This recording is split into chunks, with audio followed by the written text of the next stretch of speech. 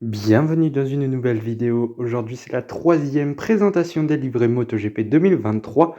On continue avec l'équipe Ducati d'usine, cette fois-ci après l'équipe Gresini il y a 2 jours. N'oubliez pas de liker, partager, commenter et surtout vous abonner à la chaîne, c'est très important. On est parti avec la présentation de la moto.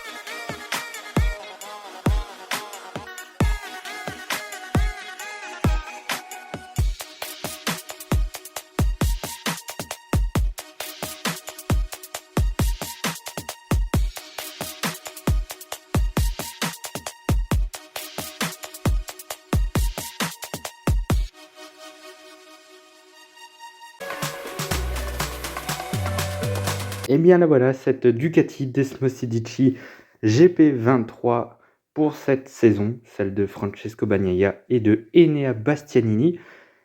Ce qu'on remarque en priorité, bien c'est tout d'abord que le numéro 1 est de retour en MotoGP. Et ouais, ça faisait 11 ans qu'on n'avait plus vu de numéro 1 en MotoGP. Le dernier, c'était Casey Stoner en 2012. Ça fait une éternité. Et oui, en effet, Francesco Bagnaia, champion du monde 2022, a décidé de troquer son numéro 63 avec le numéro 1, celui qui est réservé aux champions du monde en titre. Donc pour 2023, il roulera avec ce numéro. Bon, maintenant, si on passe au niveau couleur et technique de cette livrée 2023, eh ben, je cherche encore la différence par rapport à 2022. C'est exactement la même, c'est la Ducati 2022 qu'ils ont copié-collé pour 2023. Ils nous ont tout simplement pris pour des jambons. Ou alors je n'ai pas l'œil, je ne sais pas, mais pour moi, celle de 2022 qu'ils ont présentée en début d'année 2022 et celle qu'ils ont présentée hier, c'est exactement la même. Et même niveau couleur, en fait. Niveau couleur, il y a quasiment aucun changement. C'est toujours le même rouge. Bon, il y a aucun changement. Le plus gros changement, c'est le numéro qui change. Le numéro 1, 63, qui devient le numéro 1 pour ce qui est de Bagnaia. À part ça, il n'y a pas grand-chose, si ce n'est niveau sponsor, où on a l'arrivée de Monster Energy, donc, qui sponsorise déjà Yamaha, puisqu'il est même le sponsor titre de Yamaha. Eh bien, Monster Energy est présent sur cette moto Ducati 2023. Voilà, c'est le seul changement, mis à part le numéro. Bon, on passe tout de suite à la suite, avec le team principal et avec les objectifs de l'équipe et des pilotes. À vrai dire, chez Ducati, il est difficile de désigner un seul homme comme entre guillemets directeur de cette équipe Ducati. Ouais, cette équipe Ducati, sa force, c'est qu'elle tourne entre 3 hommes. Tout d'abord, Luigi Dall'Igna, le directeur de course de cette équipe Ducati, le directeur sportif Paolo Ciabatti et le team manager de cette équipe, Davide Tardozzi. Ce trio-là, eh bien, ça fait des années qu'ils dirigent Ducati et ça a marché plus ou moins bien. En tout cas, ils ont réussi à bâtir une équipe Ducati super puissante, puisqu'on se rappelle, au tout début des années 2010, c'était très compliqué quand même pour Ducati. C'est remonté à partir de 2017 à peu près, à partir de l'ère Andrea Dovizioso. Ensuite, ça a été Francesco Bagnaia qui a pris le relais. Et voilà, que l'année dernière, ils ont remporté leur premier titre pilote pour cette équipe. Et bien depuis Casey Stoner en 2007, qui était d'ailleurs le seul pilote Ducati à avoir triomphé au championnat du monde, et bien maintenant ils sont deux avec Pecco Bagnaia. Bref, Ducati a tout simplement réussi à faire une machine incroyable. Très clairement, ce trio, c'est le plus monstrueux de cette grille MotoGP, en tout cas de cette saison 2023. Très clairement, c'est la tête pensante de la MotoGP, si je puis dire. Surtout le rôle de Luigi Dall'Igna, qui est vraiment un rôle clé de cette équipe Ducati. C'est en grande partie grâce à lui que Ducati est devenu un monstre, enfin que cette moto est devenue un monstre. Voilà, au niveau technologie, technique de cette équipe, grâce entre autres à Luigi Dall'Igna, C'est franchement incroyable. Allez, c'est parti, on démarre avec les objectifs que je vais lancer à cette équipe Ducati. Ensuite, on passera aux objectifs des pilotes de Bagnaia et de Bastianini. Bon, pour Ducati, c'est bien simple, c'est rafler la totalité de la mise, comme ils ont fait en 2022 en fait. Pas un copier-coller de 2022, mais en fait quasiment en fait. Voilà, remporter le titre constructeur, comme ils le font depuis 2020. Le titre équipe, avec cette équipe Ducati Lenovo, avec le sponsor titre, qui gagne le titre depuis 2021. Ils en sont à 2 consécutifs. Et puis aussi le titre pilote avec soit Francesco Bagnaia, soit Enea Bastianini. Et ça va être dans une deuxième partie. Je vais en parler un petit peu de cette rivalité entre les deux pilotes italiens. Mais tout d'abord, voilà, le premier objectif, il est simple, c'est remporter les 3 titres cette saison. Alors dit comme ça, évidemment ça semble facile, mais cette saison ça va pas être si simple que ça. Et ouais, les dernières années, c'était Jack Miller aux côtés de Francesco Bagnaia. Je veux pas faire de l'ombre à l'Australien qui est un très bon pilote, mais il était plus un très bon second pilote qu'un très bon pilote en soi. Maintenant, Miller est parti chez KTM. Ils ont fait monter Enea Bastianini du team Gresini qui a fait une saison vraiment exceptionnelle. 4 victoires, 3e du championnat avec une moto satellite. Franchement, c'est vraiment une saison 2022 complètement réussite pour lui. Sauf que cette année, on a un champion du monde en titre, Francesco Bagnaia, qui va vouloir remporter une 2e couronne mondiale. Oui, mais à côté, ce n'est pas Jack Miller, c'est Enea Bastianini qui lui va tout faire pour aller remporter une première couronne mondiale, lui aussi. Lui, il est tout jeune, il a démarré la MotoGP en 2021, c'est seulement sa 3e année en MotoGP. Il est déjà un grand pilote de cette catégorie aujourd'hui. Il est un favori au titre mondial. Et attention à ce que ça ne pète pas en interne dans cette équipe Ducati. Et oui, à tout moment, ça peut dégénérer et ça peut vraiment faire de gros dégâts. Voilà, je parle de MotoGP, mais on peut faire un comparatif avec la Formule 1, avec McLaren en 2007, avec tout ce qui s'est passé entre Alonso et Hamilton. Au final, McLaren a perdu les 2 titres à cause de ça, avec de cette guéguerre interne entre Alonso et Hamilton. On pourrait revoir peut-être la même chose entre Bagnaia et Bastianini. Donc attention, il va falloir vraiment bien gérer cette situation. Surtout que ça fait très longtemps que Ducati n'a pas eu 2 pilotes vraiment talentueux. Là, on avait eu Bagnaia Miller, ensuite on avait eu un peu avant Dovizioso avec Petrucci. Voilà, Dovizioso était assez largement le leader de cette équipe. Bon, après on a eu Dovizioso Lorenzo, mais c'était une autre époque de Lorenzo où il était déjà beaucoup moins bon. Voilà, donc après on a eu Rossi Hayden, on a eu des choses comme ça, mais bon, voilà, il y a toujours eu un des 2 pilotes qui était un peu moins bon que l'autre. Et puis surtout, à l'époque de Rossi, la moto n'était pas bonne non plus, donc la question ne se posait pas. Là, il y a 2 pilotes talentueux qui se battent tous les 2, qui vont normalement se battre pour le titre tous les 2. Attention, vraiment attention, parce que ça peut coûter un titre mondial, parce que derrière Fabio Quartararo, il ne faut pas lui laisser beaucoup de marge. On l'a vu en 2022 avec les chutes de Bagnaia. Fabio était très proche. Au final, pour cette équipe Ducati, il y a vraiment une large marge de manœuvre finalement face aux autres écuries. Ils peuvent remporter facilement, je sais pas moi, il y a combien de courses? Il y en a 22 si je ne me trompe pas, 21. Ils peuvent largement en gagner 7, 8, 9, 10, voire plus. Je ne sais pas ce que sera le monstre Ducati 2023.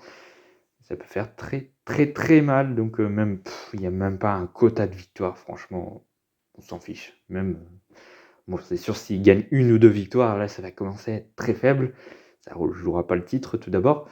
Donc, bon, mais normalement, on devrait voir Ducati gagner énormément en 2023. Malheureusement, pour le suspense. Bon, on passe aux objectifs des 2 pilotes maintenant. Tout d'abord, avec Francesco Bagnaia, le champion du monde en titre 2022. J'en ai parlé tout à l'heure, qui troque son numéro 63 pour le numéro 1 en 2023. Alors, ces derniers temps, Les dernières fois où le numéro 1 avait été porté par un pilote, ça n'avait pas porté vraiment beaucoup de chance, notamment pour Casey Stoner. C'était sa dernière saison en 2012, si je ne me trompe pas. Vraiment une saison catastrophique. Enfin, catastrophique, c'est une mauvaise saison pour Casey Stoner. Il y avait eu Jorge Lorenzo également de mémoire. Après, je ne sais plus vraiment qui avait porté le numéro 1, Nick Hayden en 2007. Voilà, après, je suivais pas vraiment la MotoGP à ce moment-là, mais bon, de ce qu'on dit en MotoGP, le numéro 1 est un numéro malchance. D'ailleurs, c'est pas pour rien que Rossi, Marquez ou Quartaro et même Joan Mir n'ont pas porté le numéro 1 l'année suivante après leur titre. Donc on verra ce qui se passera pour Francesco Bagnaia, mais clairement le premier objectif de Pecco, c'est tout simplement de remporter un deuxième titre mondial. Voilà. En fait, il n'y a que ça. En fait, il y a ce premier objectif de gagner ce titre. Et là, ça va être beaucoup moins facile parce que tout d'abord, il y aura toujours normalement Fabio Quartararo. Oui, mais il y aura également Enea Bastianini avec lui. Donc là, ça va être beaucoup plus compliqué de remporter un deuxième titre pour l'Italien. Et cet espoir de deuxième titre mondial, eh bien, ça va de pair avec le deuxième objectif que je vais lancer à Pecco Bagnaia. Eh bien, c'est évidemment de beaucoup moins chuter. Ouais, on le sait depuis le début de sa carrière en MotoGP, enfin du moins depuis qu'il est chez Ducati d'usine, il chute énormément. On l'a vu en 2021, il a chuté pas mal. En 2022, ça a failli lui coûter le titre mondial, alors qu'il était peut-être le pilote le plus fort de cette saison 2022. Oui, mais il avait chuté énormément en début de saison. Il avait recoulé en deuxième partie de saison, mais franchement, ça s'est pas joué à grand-chose. Et d'ailleurs, son titre, il l'a eu à Valence lors de la dernière manche. Franchement, sans toutes ces chutes, il aurait facilement pu l'avoir 2-3 courses en avance. Donc attention en 2023, la marge de manœuvre va être beaucoup moins forte pour Bagnaia. Il y a beaucoup de concurrence cette année. Et puis également, je rajouterai un troisième objectif à Francesco Bagnaia. Mais c'est tout simplement de ne pas prendre l'ombre à côté d'Enea Bastianini, de ne pas se faire dominer par l'Italien. Ça va de pair avec gagner un deuxième titre mondial, évidemment, mais même il va falloir montrer dès le début de saison que Francesco Bagnaia, il est costaud. On sait que les débuts de saison pour Francesco, c'est pas son point fort. Déjà en 2021, c'était plus compliqué. 2022, on l'a vu aussi. Donc voilà, il faut tout de suite démarrer de plein pied face à Enea Bastianini. Sinon, ça va être plus compliqué ensuite pour déjà avoir les avantages du constructeur qui vont peut-être partir pour Enea Bastianini si son équipier est devant au championnat au bout de, je sais pas, 6, 7, 8 courses à peu près. On sait que les Ducati, les consignes d'équipe, ils en ont fait usage, quoi qu'on puisse en dire, en 2022. Donc, ils n'hésiteront pas, je pense, à user de ces consignes d'équipe si Bastianini est devant Bagnaia au championnat. Donc attention Pecco. Enfin, pour Enea Bastianini, ça va être sa première année dans une équipe d'usine. Après ses débuts en 2021, une fin de saison réussie. Une saison 2022 complètement réussie où il termine 3e du championnat. Il monte maintenant pour remplacer Jack Miller. Et bien cette année, il aura comme équipier Francesco Bagnaia, le champion du monde en titre. Mais c'est pas pour ça qu'il va se dévoiler en tant que numéro 2 de cette équipe. Loin de là. Lui aussi, il aura son mot à dire pour le titre mondial en 2023. C'est donc le premier objectif d'Enea Bastianini, et bien ce sera de battre Francesco Bagnaia et de remporter son premier titre mondial en MotoGP. Enfin, tout dépendra également de la performance de la moto. Mais bon, je pars du principe que la Ducati, elle est bonne. Voilà, donc voilà, battre son équipier va aller de pair avec gagner le titre, je pense. Mais déjà, s'ils ne peuvent pas remporter le titre, avec une moto qui serait pas bonne ou quoi que ce soit, même si ça ne se passera pas, déjà battre son équipier, ce sera déjà bien. Hein. Battre Francesco Bagnaia, ce sera déjà une belle prouesse pour Enea Bastianini pour sa première année. Mais en plus de remporter son premier titre mondial, là, ça ajouterait un énorme plus. Franchement, Enea Bastianini, il a clairement les épaules pour battre Francesco Bagnaia. Franchement, du gros talent en tout cas dans l'équipe Ducati. Son deuxième objectif, eh bien, ça va être d'être beaucoup plus constant. Ouais, c'est ça qui lui a fait défaut en 2022, c'est que des fois, il était vraiment à un super niveau. où il gagnait des courses, hein, tout simplement. En début de saison, il gagnait une course tous les 3 courses, les 3 premières victoires sur les 9 premières courses, si je ne me trompe pas. Mais entre ces victoires, eh bien, il y avait des 8e places, 7e places, 10e places. Il n'y avait pas de podium ni de top 5. C'est ça qui lui a coûté beaucoup de points. Bon, après, il n'aurait peut-être pas pu aller chercher Fabio Quartararo avec ça, mais tout de même, il lui a manqué beaucoup de constance. Il y a des jours où il était vraiment très fort, puis il y a des jours où il était dans le milieu du tableau. On ne le voyait pas du week-end, ou en tout cas pas de la course. Ceci dit, il chute assez rarement, quoique il a chuté quand même quelques fois cette année. Mais c'est surtout cette constance qu'il va falloir acquérir pour Enea Bastianini s'il veut déjà se battre pour le titre et puis battre Francesco Bagnaia. Plutôt l'inverse. Mais bon, bref. Ouais, cette saison, pour ce titre 2023, Enea Bastianini, c'est une inconnue. Alors, on sait ce qu'il vaut, mais on ne sait pas encore ce qu'il vaut sur cette Ducati 2023. Est-ce qu'il battra Bagnaia? Est-ce qu'il performera? Est-ce que... Voilà. Pour moi, il sera à la bataille pour le titre. Mais attention quand même, on peut avoir une surprise.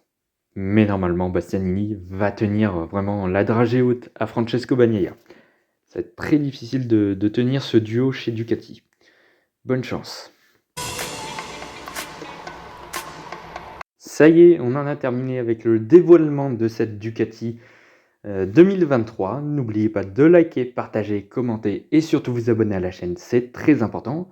Nous, on se retrouve bien dans 2 jours, si je ne me trompe pas. Et je sais même pas avec quelle moto. Je crois que c'est la Pramac ou la KTM, je sais plus. Enfin, là, on va avoir 2 vidéos d'un coup. Ouais, dans 2 jours, on a une vidéo. Le lendemain, on en a encore une autre pour le dévoilement de ces motos.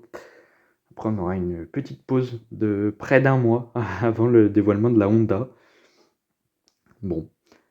Ouais, mais après, on va enchaîner ensuite avec les dévoilements des Formule 1. Autant dire que ça va être du boulot. Parce que je dois enregistrer plus monter mes vidéos le soir et les publier le lendemain. Étant donné que c'est pas simple. Déjà, une vidéo comme ça, c'est pas simple. Alors 2 d'un coup, 2 en 2 jours, ça va piquer. Enfin bon, j'ai choisi de faire tout ça sur YouTube. Maintenant, il faut que j'assume. Enfin bon, voilà, je suis content. En plus, la chaîne marche plutôt bien. Voilà, on a gagné pas mal d'abonnés depuis ce début d'année. 10, je crois, depuis le début de cette année 2023. Donc voilà, je voulais aussi vous remercier. Je voulais en profiter, prendre un petit peu de temps pour vous remercier dans cette fin de vidéo. Voilà, les vidéos présentation de la Yamaha et de la Ducati Gresini ont vraiment superbement bien marché. Donc, je suis vraiment très content. Merci en tout cas à ceux qui se sont abonnés, merci aux nouveaux, merci à tous ceux qui me suivent depuis un petit moment maintenant. Voilà, l'aventure continue. L'aventure, elle continue dans 2 jours. Voilà. Bon, c'était peut-être pas la meilleure fin pour une vidéo, mais bon, bref. Moi, je vous dis à bientôt pour une nouvelle vidéo.